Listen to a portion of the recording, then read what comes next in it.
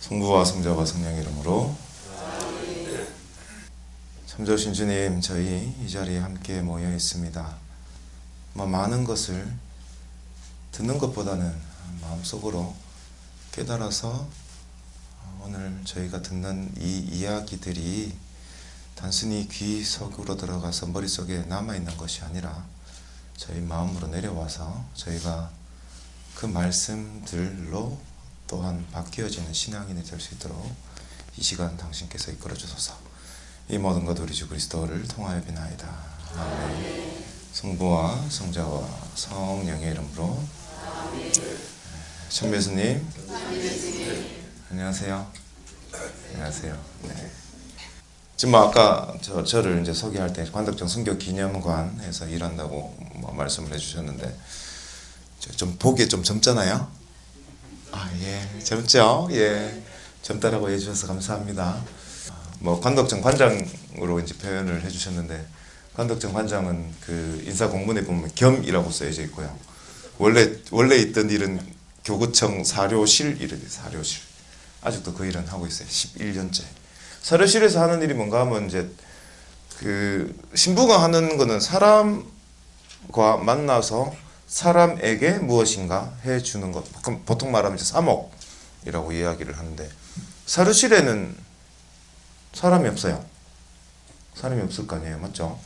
다 먼지 꾸디고 막 종이 쪼가리고 막 박물하고 이런 것들인데, 거기에 있으면서 쉽다 하면 쉬울 수도 있고 어렵다 하면 어려울 수도 있는 일인데 그냥 그 일을 계속 해나갔어요. 그리고 한 6년, 7년쯤 지났을 때 저기 이제 성모당이라는 곳에, 성모당에서 미사 오셨으면 저 얼굴 한번 보셨을 거예요. 성모당이라는 곳에서 그 한 2년 반쯤, 횟수로 3년, 거기에 또 본당 나가기 전에 연서 삼아 가봐라 라고 얘기하셔서 저는 진짜 본당 보내줄 줄 알고 거기를 뜻가가 열심히 봉사를 하고 나서 지금 여기 관덕정에 와 있어요. 저는 진짜 신부되고 너 뭐 했노? 라고 물어보면 저 신부되고 사료실에서 일한 것밖에 없어요. 진짜 사료실에서 일을 하기 때문에 교회사를 공부해야 됐고, 교회사를 공부하다가 보니 처음에는 공부하기 싫었어요. 누구나 다 마찬가지겠지만 서울에 이제 그때 학교 다닐 때인데, 서울에 학교를 가면 쫙 앉아가 이제 자기가 무엇을 전공을 하는지 서로 이야기하는 시간이 있어요. 돌아가면서 이야기를 딱 하고 자기는 어떤 전공으로 공부를 하고 어떤 분야로 이제 일해보겠다 이런 얘기를 딱 해야 되는데, 저는 뭐라 했는가 하면 전 교구에서 보내서 왔습니다. 내가 뭐 이야기를 해야 되는데 갑자기 분위기가 쎄해졌어요. 그러니까 저 아무 생각 없이 회사로 공부를 했는데요. 우리가 성경 말씀을 읽잖아요.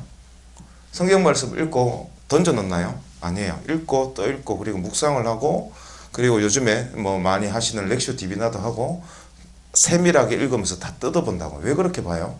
성경 말씀을 가지고 내가 살아가려고 하기 때문에. 마찬가지로 교회사도 마찬가지인 것 같아요. 공부하다가 보니까 이게 나하고 관계없는 이야기라고 생각하면 그냥 재밌는 이야기, 흘러가는 이야기예요. 흘러가는 이야기. 그런데 이 이야기 안에서 무엇인가 끄집어내고 내하고 그하고 같이 연결시켜서 이야기를 해보기 시작하면 무궁무진하게 많이 이야기가 나와요. 요즘에 백열한군데 책자, 성지순례 책자 있죠. 그 신자들 동작 많이 찍으러 다니시잖아요.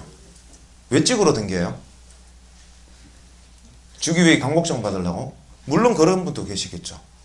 그런 분도 계실 거예요. 하지만 그 도장 찍으러 가는 행위, 내가 성지순례 가는 행위가 내 신앙을 되돌아보는 계기로 만들고자 하기 때문에 거기 가시는 거예요. 그럼 그분들이 거기 가서 보다가 보면 참 재미있는 거는 성지순례 가면 내가 아는 만큼 보여요. 아는 만큼. 이 계산성당의 예를 들어봤어요. 그 계산성당이 바로 앞에 있잖아요. 우리 맨날 보잖아요. 근데 계산성당이 모든 것을 얘기해 주진 않아요. 건물이. 내가 알면 저 성당을 누가 만들었고 누가 이곳에 척척척척 흘러갔고, 그리고 이 건축물 안에서 내가 바라볼 때 조금 더 특이하게 바라볼 것들이 무엇인지 나한테 이야기를 해주거든요. 관덕정도 마찬가지예요. 관덕정에 가면 저기 순교성지잖아요. 순교자들 누구 돌아가셨는지 아세요? 몰라요, 잘. 저도 가기 전에는 관심이 없었어요. 뭐 누구 돌아가셨다 하더라. 근데 그분들이 나하고 무슨 관계가 있다고? 책자를 찍으러 가서 찍다가 보면 돌아다니다가 보면 눈으로 보다가 보면 좀 더 알고 싶어져요. 그래서인지 그 한국교회사에 대해서 이제 강의나 하면 신자분들이 되게 많이 물어보시는 게 신부님 쉽게 알 수 있는 거를 되게 많이 물어보세요. 쉽게 알 수 있는 방법은 별로 없어요. 주구장창 성경책 읽으시든지 주구장창 책을 보셔야 돼요. 아니면 강의를 들으시든지. 오늘은 여러분들하고 같이 생각할 거리를 들고 온 거는 뭔가 하면 순교라는 단어 하나를 이야기해 보려고 해요. 순교. 순교가 뭐예요? 라고 물어보면 여러분들 지식적으로 아는 측면들 뭐 협의, 광해, 순교는 뭐고 협의의 순교는 뭐고 뭐 이런 이야기들 우리가 들어봤던 것들 이야기를 되게 많이 할 거예요. 그러면서 그 순교자들 그리고 순교 영성에 대해서 또 우리 9월달 되면 이야기하잖아요. 본당에서. 맞죠? 본당에서 이야기해요. 그러면 그 얘기 들으면 그때 또 고개 끄덕끄덕하고. 근데 대체적인 내용이 뭐예요? 죽으라는 얘기예요. 맞잖아요. 순교가 죽으라는 얘기잖아요. 그럼 순교자들은 어떤 마음으로 살았을까요? 순교자들은 죽고 싶었을까요? 신앙 여러분들 성당 문 두드릴 때 성당 지금 댕기시잖아요? 안 댕기시는구나. 아, 옆집에서 놀러 오셨나?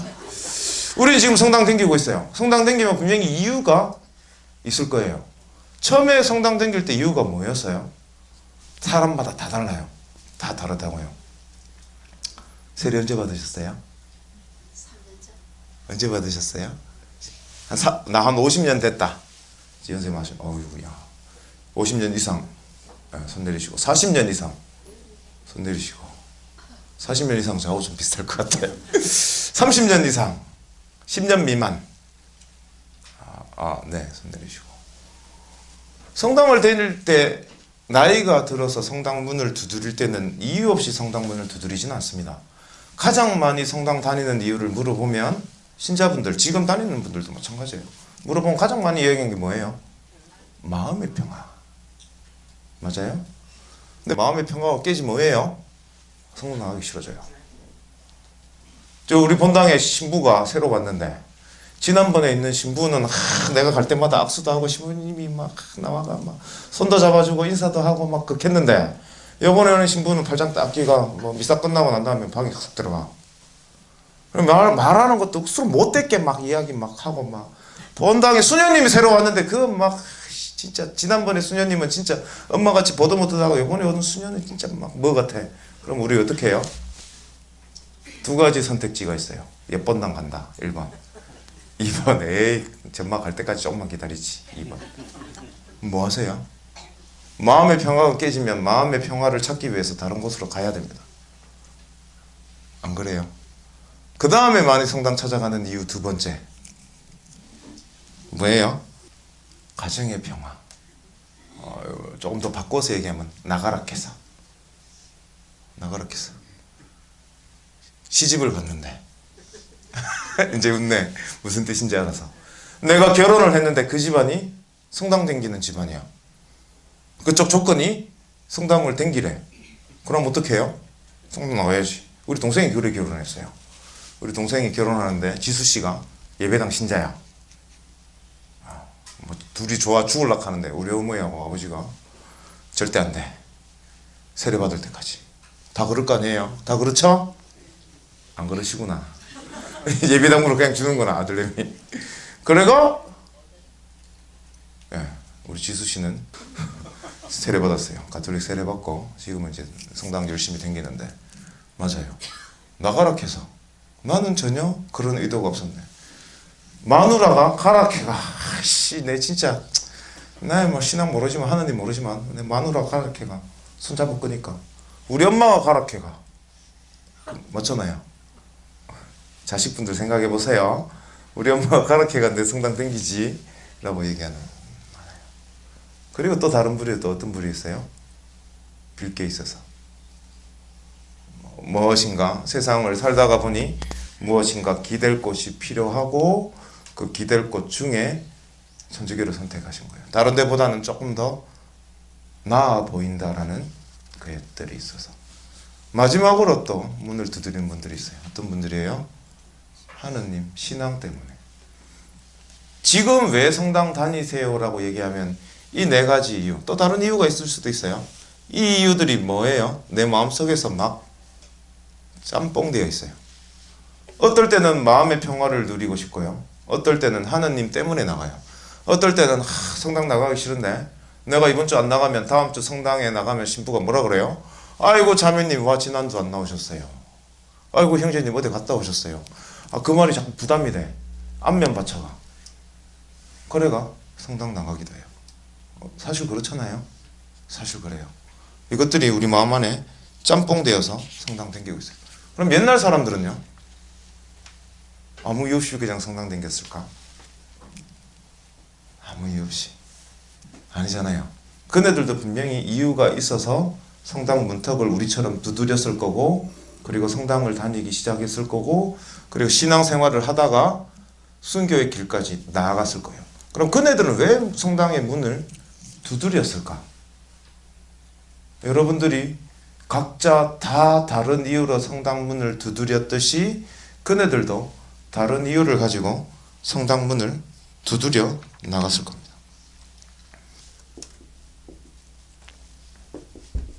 조선 천주교. 지금 우리가 한 300년, 400년 전이라고 생각해 봅시다.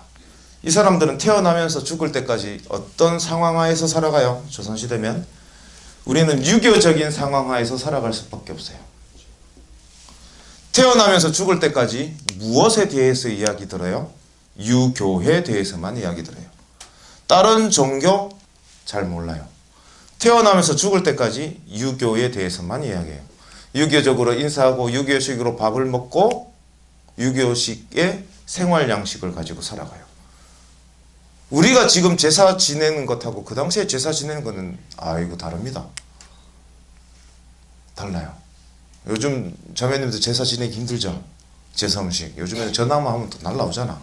음식이 배달되고. 근데 옛날에는 제사 최소한 한 달에 2번은 지냈어요. 최소한 한 달에 2번. 유교식으로 살아가던 사람들에게 있어서는 유교가 다였기 때문에 그네들은 그 안에서 살아갔었어요. 그러다가 시간이 지나서 이 유교를 가지고 조선을 다스리면 나라가 태평성대처럼 된다라고 이야기를 했었어요. 그게 유교에서 이야기하는 거니까. 우리 천주교 신자들이 성당 왜 댕겨요? 라고 물어보면 우리는 구원 받기 위해서 댕기잖아요. 구원. 맞죠?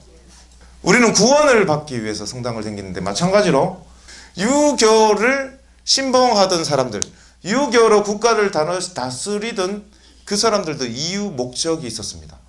유교를 통해서 나라가 바뀔 거라고 생각하고 개인적으로는 군자가 될 거라고 생각을 했어요. 그럼 시간이 지나면 조선이라는 나라가 좋아져야 돼요? 안 좋아져야 돼요? 좋아져야 돼요. 그런데 점점 좋아졌어요? 안 좋아졌어요. 문제가 생기기 시작했어요. 조선에서 유교를 맨 처음에 도입해서 국가를 다스릴 때 맨 처음에는 참 좋았어요. 근데 한 100년쯤 지나니까 나라가 좀 이상해졌어요. 예를 들어 요즘에 교육 때문에 이야기 많이 하죠. 교육 때문에 교육열 이야기하고. 조선시대 때는 교육열이 없었을까요? 있었겠죠. 지금보다 더 심했어요. 율곡이의 같은 선생님들 보면 7살 때 한시를 지를 때 칠언율시. 그게 어떻게 가능했을까요? 교육 방법이 지금하고 달라요. 우리 집이 좀 잘 살잖아요. 내가 양반집이잖아요. 그럼 아가 조만할 때부터 한 3살, 4살 이제 말 좀에 할만 하면 그때부터 훈장성제 붙여줍니다. 그래 회초리가 때리면서 공부를 시켜요.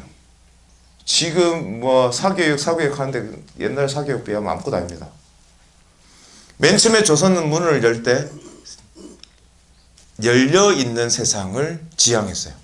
누구나 다 양반이 될 수 있게, 양인은 누구나 다 과거 시험을 칠 수 있다라고 얘기를 했어요. 근데 문제는 뭔가 하면 내가 돈이 있고 빽이 있고 힘이 있으면 나는 어릴 때부터 안치가 공부를 강제로 시키는데 저같이 땅이나 파고 이런 사회는 할 수 있어요? 형설지공, 말이 형설지공이지 일하면서 공부 못한다고요. 그러면 뭐가 생겨요? 계층 간의 분화, 원래 원한 거는 아니었지만 생겨나고 고착화돼요. 그러면 열려진 세상이 아니라 닫혀진 세상으로 바뀌어 나가요. 예를 들어 우리 1592년부터 99년까지 7년 동안 전쟁이 있었어요. 임진왜란. 잘 아시죠? 이순신 장군 다 알잖아요. 임진왜란 전쟁이 있었어요. 전쟁이 이겼어요? 졌어요? 이겼어요? 졌어요? 졌어요? 이겼어요? 비겼어요? 진 것도 아니고 이긴 것도 아니고 정확한 게는 진 것 같은데, 자, 전쟁이 끝나고 난 다음에 누군가 책임진 사람 있어요? 아무도 책임 안 지려고 그랬어요. 왕조차도 책임 안 졌고 그 밑에 있는 신하들도 책임 안 졌고 아무도 책임을 안 졌어요. 이게 나라가 제대로 돌아가는 거 맞아요? 아니에요. 그래서 그 당시에 양반들이 유교를 바라보면서 조금 더 깊게 고민을 해봐야 되겠다라고 생각을 해요. 우리 요즘에 소공동체 운동 하잖아요. 소공동체 운동이 뭐예요? 소공동체 운동 왜 해요? 왜 해요? 뭐예요? 어떤 거예요? 물어보면 소공동체 하는 이유 신부님들한테 물어보면 뭐 여러 가지 다 생각이 다 달라. 근데 하나 이야기하는 건 있어요. 초대교회 공동체로 돌아가자. 그 이야기는 늘 하셔요. 맞죠? 왜 그러면 초대교회 공동체로 돌아가자라고 이야기를 해요? 왜냐하면 지금 그리스도 교회 원형이 초대교회에 있었기 때문에 우리는 그 초대교회의 모습을 본따서 우리가 살아가야 된다라고 생각을 했기 때문에, 그래서 우리는 소공동체 얘기하고 초대교회로 돌아가자라고 이야기를 하는 거예요. 그럼 유교가 문제가 생겼다라고 유학자들이 생각을 했어요. 그럼 그네들은 뭐라고 얘기할까요? 유교에 문제가 생겼으니 유교를 깨부수고 딴 거 시작하자. 아니에요. 우리하고 똑같아요. 초대교회 공동체로 돌아가자라고 얘기하듯이 원시 유교 경전으로 돌아가자라고 이야기를 해요. 우리 실학이라고 초등학교, 중학교, 고등학교 역사 시간에 배웠을 거예요. 실학자들 또는 실학이 나오게 된 배경은요, 농민들 잘 먹고 잘 살게, 백성들 잘 먹고 잘 살게, 그거는 부차적인 문제예요. 원래 제1차적인 목적은 유교에 문제가 있으니 원시 유교로 되돌아가서 원시 유교의 경전을 보고 국가를 다스리자. 그러다가 보니 중농주의, 중상주의 뭐 여러 가지 학파들이 나온 거예요. 보통 실학자들은 거기서 출발점이 있어요. 유교의 유학자들이 나라에 문제가 있어. 그래서 원시 유교로 되돌아가자. 원시 유교로 되돌아가서 경전을 살펴보다 보니 도움을 받을 것들이 필요해요. 도움. 예를 들어 하늘이 무섭지 않냐 라고 이야기하고, 천명이라는 단어가 있어요. 천명. 하늘의 뜻에 대해서 이야기하는 장면도 있고. 근데 유학에서는 거기에 대해서 깊게 설명해 주진 않아요. 경전 자체에서. 그래서 유학자들이 어디에 눈을 돌리는가 하면 이런 것들에 도움을 줄 수 있는 그 당시에 나온 책들을 찾아보기 시작합니다. 그러다가 눈을 돌린 게 천주교 서적이었어요. 그러다가 눈을 돌린 게. 왜냐하면 천주시리, 제목만 한번 들어봐요. 천주시리. 저런 제목만 딱 들으면 하늘의 주인이 이야기 나한테 해주는 거네. 진실된 뜻을 이야기해 준대. 그럼 하늘의 주인이 이야기를 해주는 무슨 이야기지? 궁금하지 않아요? 한번 들어볼 만하겠네. 7극, 7가지 나를 이겨내는 방법. 유교에서도 말하듯이 유교에서도 자신을 스스로 극기 복례하라라고 이야기를 하는데 그것처럼 7가지 나 자신을 이기는 방법이 있다고? 눈이 확 돌아가요. 그래서 천주교 서적들을 읽기 시작합니다. 그러면서 천주교와 조선을 비교하게 돼요. 당연히 비교하게 될 거 아니에요. 조선은 누가 다스려요? 왕이에요. 왕은 천명을 받은 사람이어야만 해요. 하늘의 뜻을 받은 사람이어야만 하고 가장 군자다운 사람, 그런 사람이 왕이 되어야만 해요. 근데 누구나 다 그런 사람인가요? 아니었어요.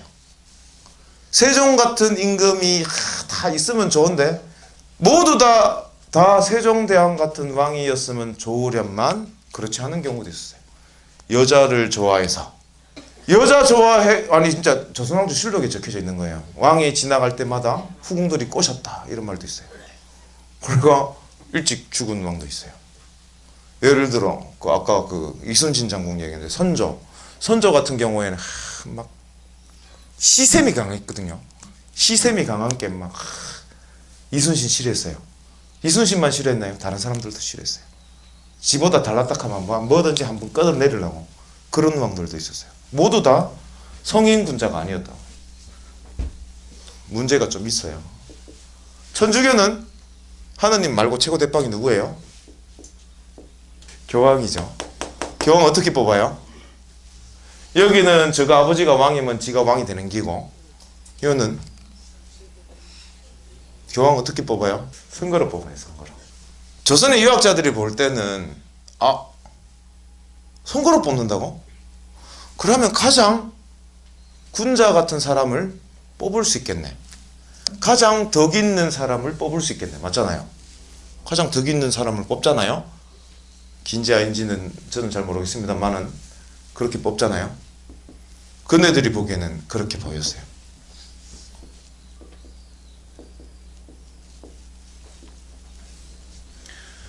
조선시대 때 지배계층은 양반이에요. 양반 맞죠? 이것도 나중에 이제 이야기하면 재밌는 거리 많이 나오는데, 양반이에요. 양반은 세습이에요. 세습이 되죠? 자연적으로 흘러갑니다. 정확하게는 원래 그렇게 흘러가면 안 되는데 조선은 그렇게 바뀌어져서 그렇게 흘러가져 있게 되었어요. 아버지가 양반이면 지도 양반이고, 그리고 그 주위에 떵떵거리면서 내가 살아가요. 천주교에서 지배계층은 누구예요? 주교 신부지 뭐. 맞잖아요. 그네들이 보기에. 근데 이거는 세습이 되지만 이거는 세습이 돼야 안 돼요? 왜 안 돼요? 장가를 못 가네. 장가만 가면 될 낀데. 숫댓말로 해서 양반이 뭐 자꾸 그 위에서 뭐 헤쳐먹어. 뭔가 막 뒷돈 받고 나쁜 짓을 해. 그런데 금마만 해먹는 게 아니고 대대로 계속 해먹어. 맞잖아요? 해먹을 수밖에 없는 구조잖아요? 하지만 여기는 어떻게 해요? 아무리 지금 막 날고 기도 다 죽으면 끝이야. 왜? 자식이 없으니까. 그리고 조선은 노예제 국가, 또 다른 말로는 신분제 국가였어요. 여기 한번 손 한번 들어볼게요. 우리 집은 양반이다. 한번 들어봐. 우리 집에 족보 있다. 아무도 없어요. 다 양반 아니구나. 양반 아니세요? 아니세요? 손 내리시고. 우스갯소리 아니에요. 왜 그런지 얘기 드릴게요. 중인계층이다. 중인계층. 손 내리시고. 우리 집은 양인계층이다. 우리 집은 노비의 후손이다. 노예의 후손. 우리 할배는 옛날에 우리 팔대조 할배는 누구 집 벗어냈다. 아무도 없어요. 아무도 없어요. 진짜 아무도 없어요. 근데 이게 정확할 건가? 한번 고민해 봐야 돼요. 왜냐하면요, 16세기 때 나온 유형원의 방계수록이라는 책이 있어요. 거기에 보면 우리나라 신분제에 대해서 이야기를 하는데 10명 중에 7, 8명, 6, 7명이 노비라고 이야기를 해요. 노비라고 이야기한다. 김홍도가 그린 그림들을 보면 노비들 그림들 또는 농민들 그림들이 쫙 있으면 그 가운데 이제 양반들 흐리멍텅하게 있는 그림들이 있어요. 정조시대 때 18세기 때가 되면 그 조선의 인구를 한 800만이라고 봅니다. 800만을 보면 그 중에 양반이 한 10만이라고 봐요. 양반. 10만. 여러분들 다 그럼 나머지 790만 원 다 죽었나? 갑자기 이곳에서 막 그러니까 뭔가 좀 안 맞는 게 있어요. 안 맞는 게 있다. 조선은 노예제 국가였어요. 그리고 신분제 국가였기 때문에 아무리 능력이 좋아도 노비는 노비예요. 우리가 인정하든 안 하든 우리는 노예제 국가. 외국에서 노예제 국가라고 얘기하는 기준은 하나밖에 없어요. 그 나라의 생산 수단 그리고 생산에 있어서 노예가 얼마나 많이 활동을 하는가. 절반 이상인가 절반 미만인가. 절반 이상이면 그건 다 노예죠. 노예로 국가가 운영이 되는 거니까. 우리는 노비를 막 설고 노비, 외고 노비, 외고 노비도 뭐 노비 막 나누는데 외국에서는 노예인지 아닌지는 하나라고 딱 기준을 잡아요. 뭔가 하면 사고 파는가, 사람을 제물로 볼 수 있는가 없는가. 노비, 설고, 외고 다 나눴지만 결국 뭐예요? 사고 팔 수 있는 제물로 생각했어요. 그래서 우리는 노예제 국가였어요. 그리고 우리는 신분이 있었어요. 그래서 아무리 능력이 좋아도 위로 올라갈 수가 없어요. 예를 들어 이런 것도 있어요. 서자, 서얼이라는 이야기 한번 들어봤어요? 들어봤어요. 네, 들어봤어요. 서자, 얼자라는 말이 있는데요. 서자는 아버지가 양바이고 어머니가 양인인 경우에, 보통 평민인 경우에, 얼자는 아버지가 양바이고 어머니가 노비인 경우에, 천민인 경우에, 이럴 때는 이제 얼자라고 얘기했어요. 얘들은 아무리 능력 좋아도 뭐 안 돼요. 아무것도 안 된다고. 맞잖아요. 신분제 하에서 과거 시험도 안 되고 얘는 아무것도 못해. 아무것도 못해요. 그럼 이 사람들은 계급으로 보면 무슨 계급이에요? 중인이에요? 천민이에요? 뭐예요? 자, 예를 들어 그 얼자라고 칩시다. 내가 노비라고 쳐요. 내가 노비인데 신분은 노비예요. 근데 교육은 무슨 교육을 받았어요? 양반 교육을 받았어요. 머리에 들어있는 건 많아요. 맞잖아요? 머리에 들어있는 건 많아요. 다른 노비들하고 같이 이야기할 수 있어요? 이야기하면 말이 안 통해요. 얘들은 나를 자기 부류로 취급해 줄까요? 취급 안 해줘요. 나도 역시 쟤들을 같은 부류로 취급할까요? 취급 못해요. 그러면 조선시대는요, 자기들 바운다리가 딱딱 정해져 있어요. 양반은 양반끼리, 양인은 양인끼리, 천민은 천민끼리 그렇게 살아가거든요. 그럼 이 사람들은 어디에도 끼일 데가 없는 거예요. 그게 조선시대 상황이었어요. 거기에 비해서 여기는 어때요? 평등을 이야기하죠. 평등하잖아요. 그래서 조선에서 맨 처음에 천주교가 전래됐을 때 놀랬어요. 왜 놀랬는가 하면 양반, 쌍놈, 노비, 천민들이 한자리에서 다 같이 기도하고 밥을 먹고 했거든요. 순교자 중에 황일광 식몬이라는 분이 계셔요.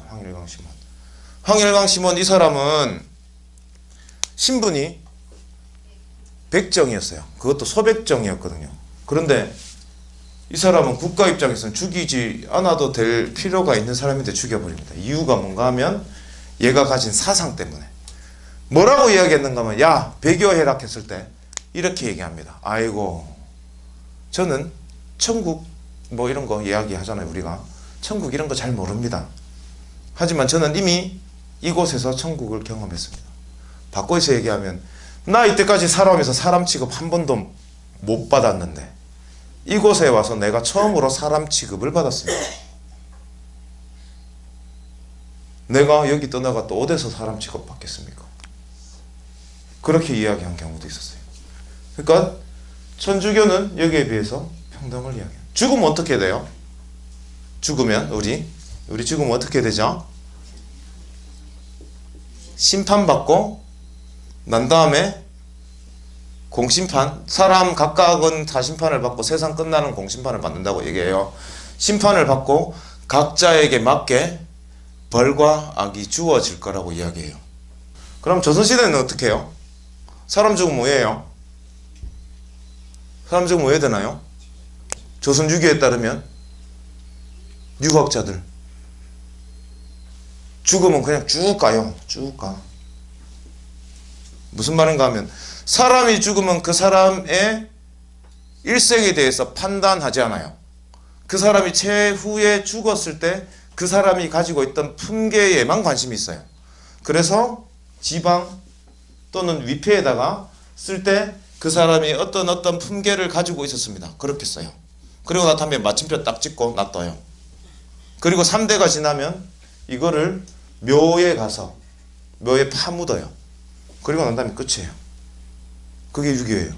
그 사람의 일생이 어떻게 살았는지에 대해서는 관심이 없어요. 예를 들어 불천이라는 것도 있어요. 불천이. 어르신들은 아실 건데 불천이 들어보셨어요? 세상 끝날 때까지 없어지지 않는 문묘나 종묘나 또는 향교에 위패가 올라가 있어요. 올라가 있다고요. 왜? 그분들은 명확하게 세상에 드러나는 어떤 업적이 있기 때문에 라고 판단을 하면 그 위에 올려져요. 그 사람이 나쁜 짓을 한 100가지를 했는데 한 10가지에 잘한 일이 있어. 근데 이 억수로 큰 일이야. 그러면 올려져요. 100가지 못한 일에 대해서는 아무도 이야기하잖아요. 이게 옳아요? 모르겠어요. 그 당시에 유학자들이 보기에는 이것들이 문제가 있다? 그러면 이렇게 바뀌면 어떨까? 조선시대에 문제가 있는 유학의 문제, 유교의 문제에 대해서 손을 대면 이렇게 바뀌어지지 않을까라고 생각을 해서 천주교를 공부를 합니다. 그러면서 천주교를 받아들여요. 조금씩. 근데 모든 사람이 다 우리 성당 다닐 때 순수한 마음으로 다니는 거 아니잖아요. 뭐 예를 들어 성당 다니는데 우리 집이 성당집 옆에 막 식당을 하는데 저 집은 신자들이 많이 가. 우리 집은 왜 안 올까? 내가 세례를 안 받아서 가나? 그래 내가 성당 나가고 교무금 되고 내가 신앙생활 좀 하면 우리 집이 올란가? 그런 마음 가질 거 아니에요. 마찬가지예요. 여기 성당 문을 맨 처음에 두드리는 사람들도 똑같은 마음이었을 거예요. 옛날 사람들도. 그래서 천주교 신앙에 대해서 문을 두드리고 들어오고 난 다음에 나달과 쭉정이로 갈라지듯 예수님께서 말씀하시잖아요. 수학 때 나답과 쭉정이로 가루어서 나달은 창고에 걸어 모으고 쭉정이 왜 한다고요? 바깥 한 대 모아가 불질러 버릴 거라고 이야기하잖아요. 마찬가지로 1791년에 제사 문제로 박해가 있었어요. 제사 문제로. 제사 아시죠? 제사 문제로 박해가 있었고 그때 돌아가신 분 유명하신 분 누구예요? 예, 윤지충 바오로라는 분이 이때 순교를 하십니다. 제사가 왜 그러면 그네들에게 있어서 유학자들, 양반들에게 있어서 왜 그렇게 목을 맸을까?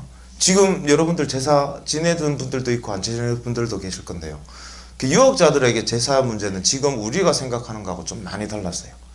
두 가지 특징이 있는데요. 우선 첫 번째는 제사를 드린다라는 것은 그 사람이 가진 특권을 의미했어요.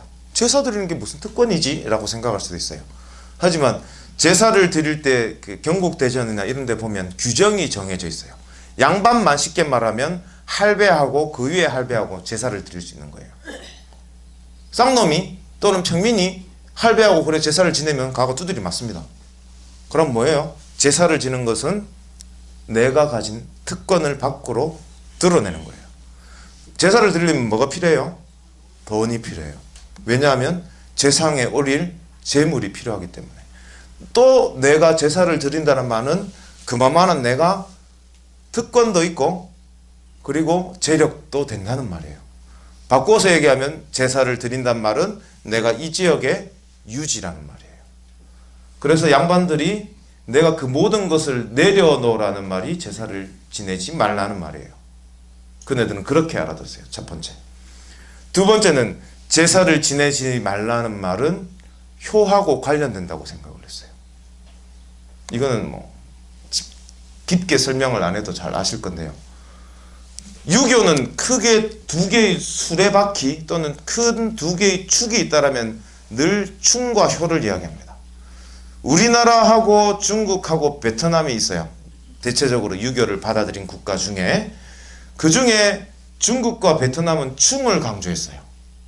쉽게 예를 들면 왕이 나를 벼슬길로 불렀어. 저를 불렀어요. 그럼 내가 벼슬길 가야 될 거 아니에요. 그런데 우리 어머니가 아파. 우리 어머니가 아프면 뭐라고 얘기해요? 우리 같으면 어머니 보살피고 가겠습니다. 아니카겠어요? 그럼 왕이 뭐라 그래요? 알았다. 우리나라 같으면 알았다 하면서 인삼이나 산삼을 줘가 부모님 잘 복양해라 라고 이야기를 해요. 중국이나 베트남 같은 경우에는 뭐라고 얘기해요? 니 죽을래? 올래 말래? 라고 이야기해요. 왜냐하면 그쪽은 충이 강했기 때문에. 반대로 우리는 효가 강했기 때문에. 이 제사는 효하고 관련된 길래, 레가 여러 가지, 예절이 여러 가지가 있는데 길래에 속했어요. 아주 길한 것. 제사가 흉한 것이 아니라 길한 것이라고 생각했어요. 왜냐하면 조상과 함께 어울려서 무엇인가 하는 효의 행위 중에 하나였기 때문에. 그런데 이걸 그만두래. 이거는 뭐예요? 금수마도 못한 놈들이라고 생각을 했었어요. 그 당시에 사람들의 머릿속에 입장에서는. 그래서 천주교를 믿었던 사람들이 그때 갈라집니다. 천주교를 떠나는 사람들, 그리고 천주교에 남아있는 사람들.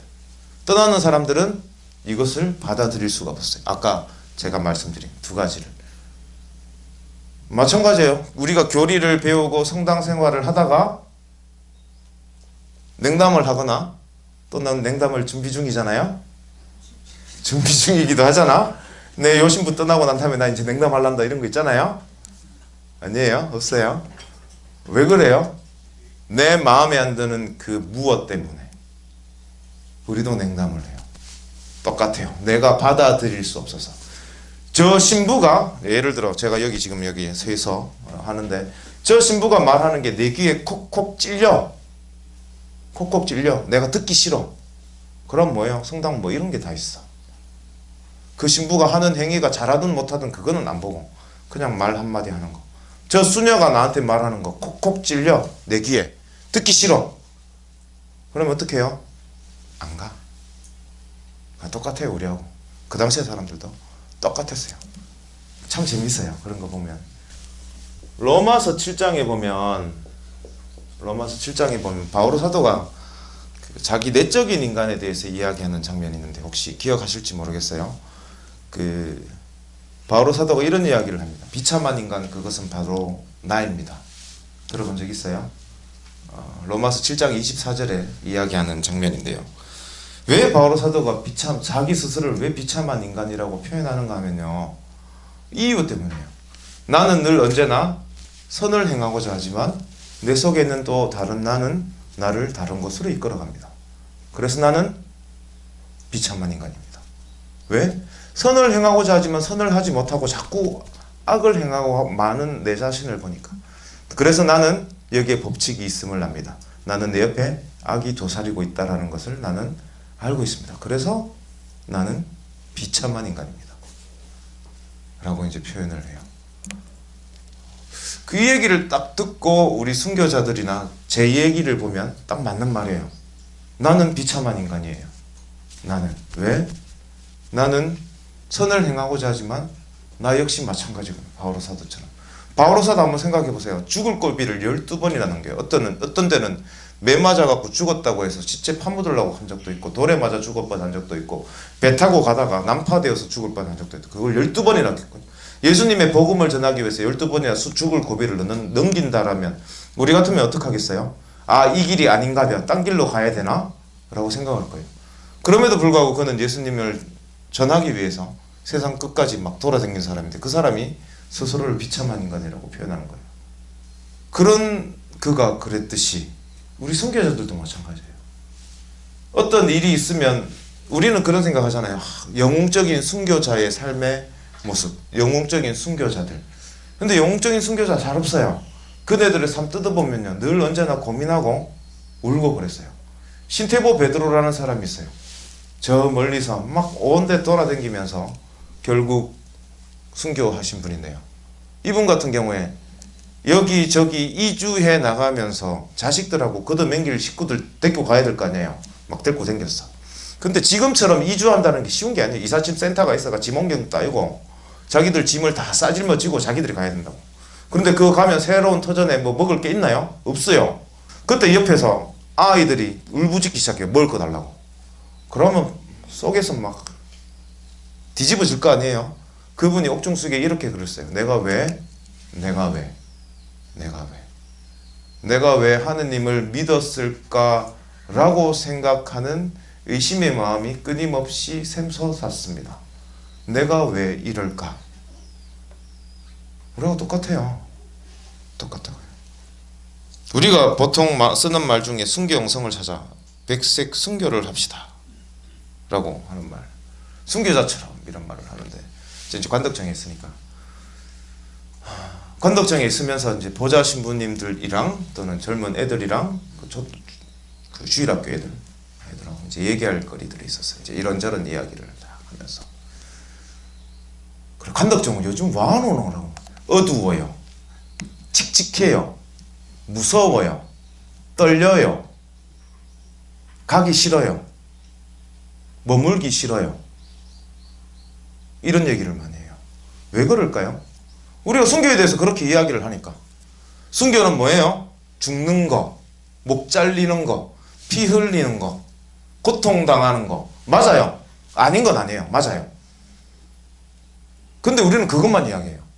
순교 영성은 목 잘리고 팔, 다리에 피 질질 나고, 그래서 저 관덕정은 항상 어두워야 되고, 그래가 들어오는 사람은 항상 고개를 숙이고 들어가야 되고, 그래 성당 조명도 어두워야 되고, 뒤에 있는 전시실도 어두컴컴해가 막 뭔가 뭐 잡으러 올 것 같고, 귀신 어디 티 나올 것 같고. 누가 와요? 저도 가기 싫어요. 순교자들이 그렇게 살았을 거예요. 저는 그렇게 생각을 해요. 순교자들이 그렇게 늘 언제나 어둑칙칙하고 마음에 무거운 짐 안고 그래 살아갔으면 그네들 그렇게 못 살아요. 못 죽는다고요. 평소에 안 기쁘고 안 즐거운데 죽을 수 있어요? 못 죽어요. 못 죽는다고요. 순교 영성을 살기 위해서 필요한 거는 우선 첫 번째는 하느님의 뜻을 알아야 돼요. 하느님의 뜻. 맞잖아요? 안 그래요? 하느님의 뜻을 알아야 돼요. 재밌는 얘기 해줄까요? 제가 못 먹는 음식이 있었어요. 버섯을 못 먹었어요. 버섯 맛있잖아요. 버섯을 지금은 먹을 수 있어요. 근데 옛날에는 못 먹었어요. 왜 못 먹었는가 하면 우리 엄마가 내 요만할 때, 초등학생 때, 우리 큰 누나하고 작은 누나는 학교 갔을 때 우리 집에 할매가 한 명 찾아왔어. 할매가 산에서 뜯어왔는 그 버섯이라고 와가 이제 파는데, 와, 그때 할매 몸이 불쌍하잖아. 그래가 우리 엄마가 복에 돼 있는 돈 다 꺼내가 또 다 사줬어. 그 버섯. 그래가 버섯, 우리 애들이 뭐 압니까? 엄마가 또 버섯 또 요리를 해주는 거 뭐 해줄 방법 생각하다가 돼지고기 수육 남은 거 하고 막 김치하고 들들들들 볶아가 그 버섯 찢어 넣어가 막 해가 이래가 먹었어요. 그날 저녁에 막 입에 거품 불었어요. 독버섯 먹었어요. 한참 토하고 한참 그랬던 그 트라우마 때문에 버섯을 제가 그 다음부터 못 먹었어요.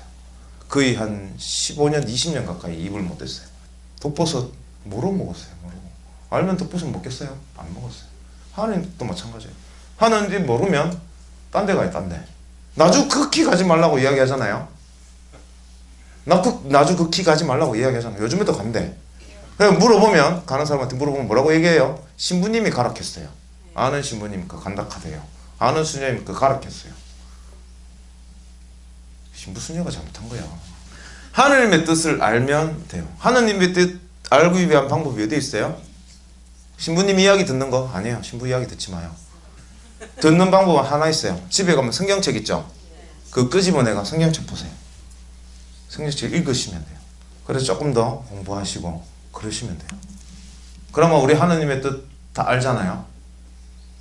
우리 성경책 다 읽었잖아. 몇 번씩 읽으셨잖아요. 예, 수십 번씩 읽으신 분들도 계실 거고, 필사도 몇 번씩 하신 분 계실 거고. 하느님의 뜻 잘은 모르지만 그래도 어렴풋이 알잖아요. 그럼 우리한테 필요한 게 뭐예요? 순교자로 살기 위해서는, 순교 영성을 살기 위해서는, 그 다음에는 하느님의 뜻을 살아나가는 거예요. 살아나가는 거. 그 순교자들 중에 김정환 안드레아라는 분이 있어요. 여기 이제 관덕장에서 순교하신 분인데요. 우리가 보통 잘 모르면 이야기 많이 하는 게, 옛날에 신앙의 선조들은 성경책을 많이 읽었겠나. 왜냐하면 옛날에 성경책이 없었다라고 생각을 하니까. 근데 옛날에 성경책이 있었어요. 그리고 옛날에 우리 신앙의 선조들 성경책을 억수로 많이 읽었어요. 그냥 많이 읽는 게 아니라. 김정환 안드레아라고 순교 복자가 있는데 이분은 김대건 신부님의 작은 할아버지예요. 이분이 혼자 신앙생활을 한지 17년, 20년 가까이 혼자 신앙생활을 하시는데요. 이분이 성경책을 얼마나 많이 읽었는가 하면 편지를 쓰는데요. 편지는 이제 주고받는 거 아니에요. 주고받는 거.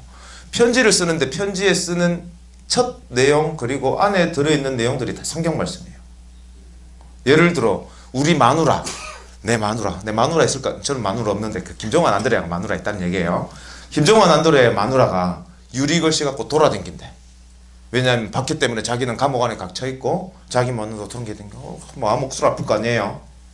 이러고든 편지 뭐라고 쓰겠어요?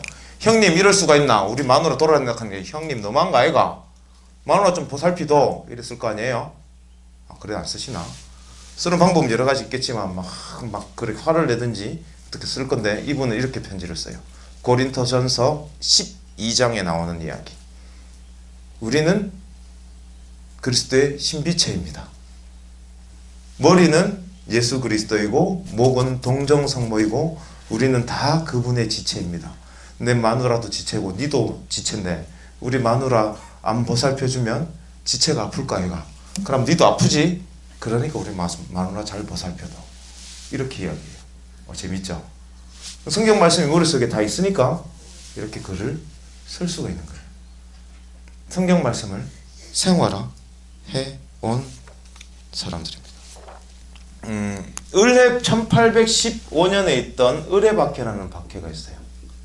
그 관덕정 순교 기념관에서 돌아가신 분들 중에 처음으로 돌아가신 분들 대부분 다 이때 돌아가신 분들, 그리고 나중에 돌아가신 분들이 1839년 기해박해 때 돌아가신 분들, 그리고 이제 병인박해 때 돌아가신 분이 계신데요. 1815년이 그리고 경상도 지방의 최초의 박해이기도 해요. 이때 이제 신자들이 잡혀서 이제 경상도 북부 지방, 문경, 상주 이런 데서 잡히가 이쪽 대구로 끌려서 압송돼서 옵니다. 그냥 오는 게 아니고 이유가 있었습니다. 잡혀온 이유가 1814년에 이제 조선왕조 실록에 보면 그 삼남지방이라고 얘기하면 영남, 호남, 그리고 충청도 이렇게 이제 삼남지방이라고 얘기를 하는데 여기에 큰 수해가 있었다고 이야기하고 특히나 경상도 지방에는 10만여호의 집들이 물에 잠겼다라고 이야기를 해요. 그 1814년에 수해가 있었으면 그 해에는 그래도 어떻게든 사람들이 먹고 살아요. 초금 목피를 하든 무엇을 하든지 먹고 산다고요. 근데 문제는 뭔가 하면 그 다음에 이듬해가 문제가 돼요. 왜냐하면 먹을 게 싸그리 다 떨어지거든. 그래서 때때로 보면 조선왕조 실록이나 뭐 이런 데 보면 때때로 보면 바깥 묻다 뭐 이런 이야기 전설처럼 떠도는 이야기 적어놓기도 하고 그래요. 얼마나 막 힘들었을까. 그런데 그래도 좀 먹고 살기가 그래도 좀 나은 사람들이 누군가 하면 천주교 신자들이었어요. 콩 한 쪼가리도 농갈라 먹잖아요. 우리는. 참 재밌는 거는 그렇게 나누어 먹으면 그래도 좀 나아요. 참 신기하게. 그래서 경상도 신자들이 그런 모습을 보고 바깥에 사람들이 문을 두드려서 먹을 것 좀 달라고 이야기하겠죠. 그렇게 오던 사람 중에 전지수라는 사람이 있었어요. 벌어먹고 힘들잖아. 그래가 뭐 얻어먹다가 불쌍하니까 줄 거예요, 안 줄 거예요? 주죠. 1번, 2번, 5번, 10번 넘어가면 어떡해요? 저 인간 또 왔나? 속으로. 그런 생각 들 거 아니에요? 그 당시 신자들도 마찬가지였을 거예요. 저 인간 또 왔나? 하지만 그래도 줘요. 하지만 양은 계속 주는 거야. 애긍이라고 표현하죠. 우리가 도와주는 거를. 애긍의 양이 줄어들어요. 전지수가 생각을 해요. 아이씨 자꾸 주노. 방법 하나 있다. 저것들 국가에 신고하고 저것들 끌려가면 저 집은 그대로 남아있을까 아이가? 저 집에 있는 재산을 내가 덩쳐 먹어야 되겠다. 와 머리 좋죠? 그래서 사기를 치는 거죠. 그래서 국가에 신고를 하고 신자들이 다 잡혀가요. 그렇게 해서 을해박해가 시작돼요. 전지수가 잘 먹고 잘 살았으면 상관이 없는데 사기치다가 걸렸어요. 그래서 경상 감사한테 끌려와요. 여기까지 걸려와요. 그래서 경상감령 옥에 갇혀요. 근데 갇힐 때 신자들 갇힌데 같이 갇혀요. 여러분 같으면 어떡하겠어요? 1번 기대기 날린다. 2번 지근지근 밟는다. 3번 그래도 용서해준다. 용서 못할 거, 진짜 용서 못할 것 같은데 신자들은 용서를 해줘요. 경상감사가 전지수한테 먹을 것을 주지 말라 그랬는데 신자들이 먹을 것 쪼개가줘요. 굶어 죽는다고. 참 착하죠. 그리고 요즘처럼 추운 겨울날 전지수가 풀려나게 됐어요. 경상감사가 아직도 살아있으니까 열받잖아요. 그래서 옷을 헐딱 뺏겨요. 그래서 헐딱 뺏기가 나가라고. 얼어 죽으란 얘긴데 그 신자들이 또 옷을 벗어서 또 줘요. 또 줘요. 원수를 사랑하라. 우리 말로 알죠? 그네들도 알고 있었어요.